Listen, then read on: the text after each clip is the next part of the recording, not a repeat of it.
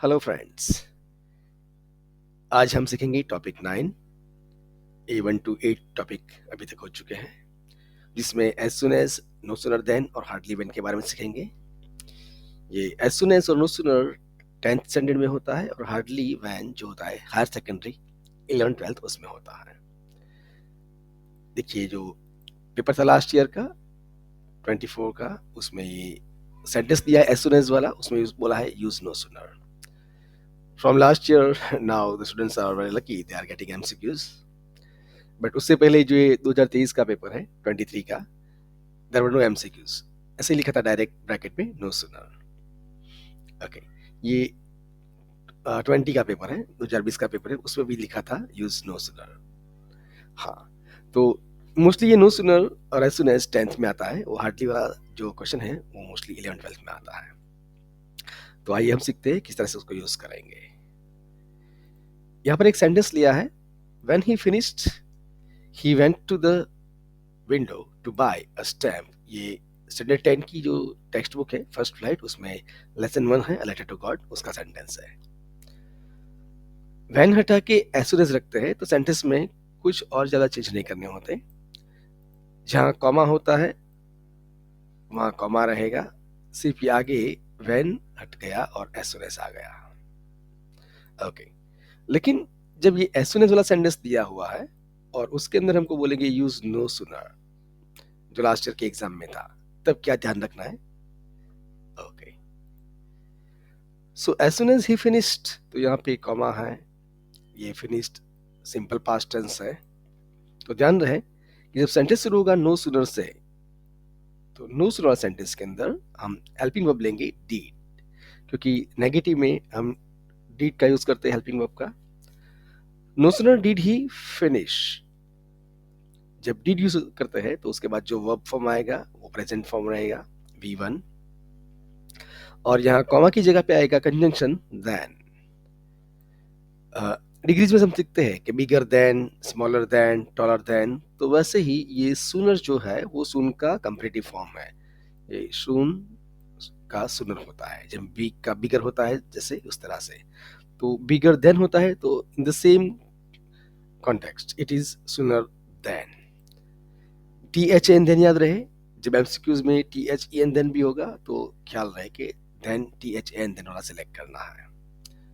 MCQs के अंदर ये डीड वाले सेंटेंस जब होते हैं तो उसके पीछे ईडी वाला भी ऑप्शन होगा, ABCD के अंदर वहाँ पे फिनिश्ड होगा, लेकिन ध्यान रहे कि डीड के साथ ऑलवेज V1 होता है, means present form of the verb होता है। तो ये कुछ इंपॉर्टेंट पॉइंट्स थे। यहाँ नो सुनर सेंटेंस में आएगा डीड आएगा, हैड कभी नहीं आता, और डीड के बाद होता है फर्स्ट फॉर्म, प्रेजेंट टेंस और THN देन। ये 3 मेन पॉइंट्स हैं। इस तरह से करेंगे तो आंसर अपने आप बन जाएगा, यहाँ कॉमा नहीं आएगा। देखिए, जो लास्ट वाला क्वेश्चन था क्वेश्चन पेपर, उसमें as soon as the storm passed he stood in the middle of his field। तो ये storm passed ये सिंपल पास्ट टेंस है, तो वहाँ पे did होना चाहिए। तो ये C जो है वो करेक्ट ऑप्शन है। no sooner did the storm pass then he stood in the middle of his fields। तो यहाँ पे did के बाद PASS पास है, प्रेजेंट टेंस है, पास्ट नहीं है। कभी कभी कोई पेपर सेटर दोनों ऑप्शन डालते हैं, डिड द स्टॉर्म पास और डिड द स्टॉर्म पास्ट भी होता है। कभी कभी ये THAN देन भी होता है और साथ में THEN देन भी होता है। तो याद रहे कि हमको जो सिलेक्ट करना है वो डिड के बाद फर्स्ट फॉर्म और THAN देन, ये ऑप्शन याद रहेगा। अगर 11th-12th की बात करते हैं तो वहाँ हार्डली यूज करना होता है। तो हार्डली वाले सेंटेंस में हमेशा ऑलवेज पास्ट परफेक्ट टेंस होता है। हार्डली के बाद रहेगा had as a helping verb, subject आएगा जो भी होगा वो वहां पर, और उसके बाद रहेगा V3, क्योंकि had plus V3 makes past perfect tense. तो उसमें ये यहाँ पे फिनिश्ड जो है वो V3 है, ये सिंपल पास्ट टेंस का ईडी वाला वर्ब नहीं है, क्योंकि हैड के साथ रहेगा पास्ट परफेक्ट। तो हार्डली में ये ध्यान रहे। और जो कंजंक्शन है वो यहाँ पे व्हेन होगा, देन नहीं, लेकिन व्हेन। हार्डली में व्हेन होता है, देन नहीं होता, तो ये याद रखना है। Hardly had he finished when he went to the window to buy stamp. Okay, एक और सेंटेंस है, he answered her with another scream then his father flew over him screaming।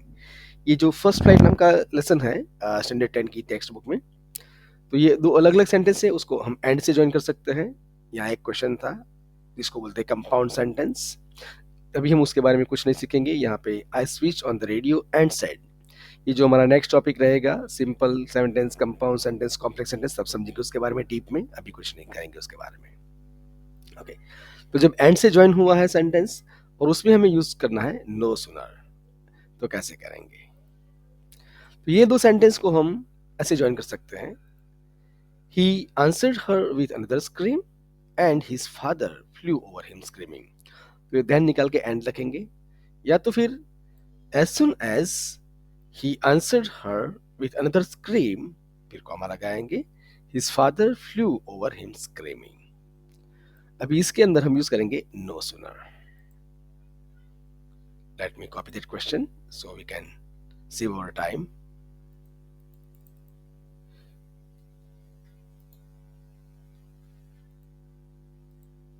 Yes,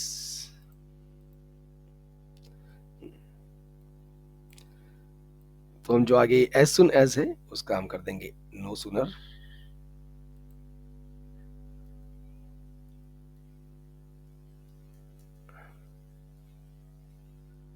he answered, not answered, her with another scream, फिर यहाँ करेंगे हम THAN then, ये हो गया नो सुनर का यूज। तो ये जो पॉइंट्स है, जो चेंज मैंने किया वो यहाँ पे से पास्ट टेंस हटा दिया मैंने, और यहाँ पर मैंने देन कॉमा की जगह पे देन यूज किया। ये नो सुनर भी इतना याद रखना है। ओके, अब जो पेपर है उसमें से जो सेंटेंस है उसकी बात करेंगे हम। तो यहाँ पे I switched on the radio and said, I switched on the radio.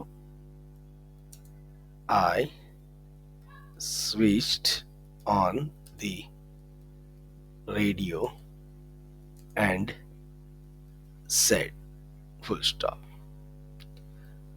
हाँ, तो यहाँ पे I switched on simple past tense है, तो no sooner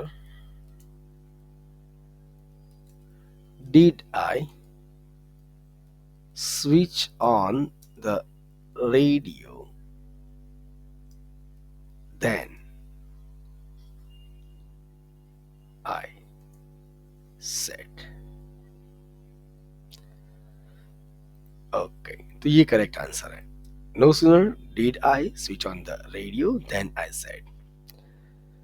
कंपाउंड सेंटेंस में जब कंजंक्शन एंड होता है तो उसके बाद जो सब्जेक्ट अगर कॉमन है तो रिपीट नहीं होता। यहाँ पे I switch on the radio, I said, तो दो बार आई नहीं आएगा, कंपाउंड है और एंड से ज्वाइन हुआ इसलिए।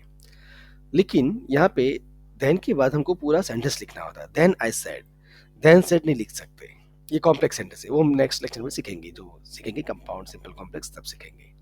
Okay, let us see the next question paper. ये हमने कर दिया, ये 2023 का था, 23 का, अब ये 20 का है। As soon as the class assembled, Miss Mason announced the winner।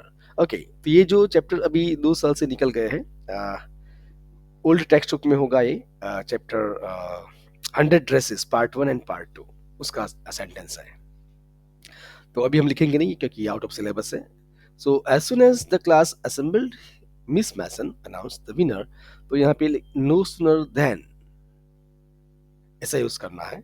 तो शुरुआत करेंगे no sooner did the class assemble, पहले ये हटा देंगे, फिर आएगा no sooner did the class assemble, ed निकाल देंगे, then miss Mason announced the winner. Okay, और ये तो ऑलरेडी हमने सॉल्व कर दिया कि no sooner did the storm pass then he stood in the middle of his fields. Okay, ये बाकी सारे सेंटेंस में जो 11 12 के स्टूडेंट्स हैं वो हार्डली का भी प्रैक्टिस कर सकते हैं, किस तरह से प्रैक्टिस करना है।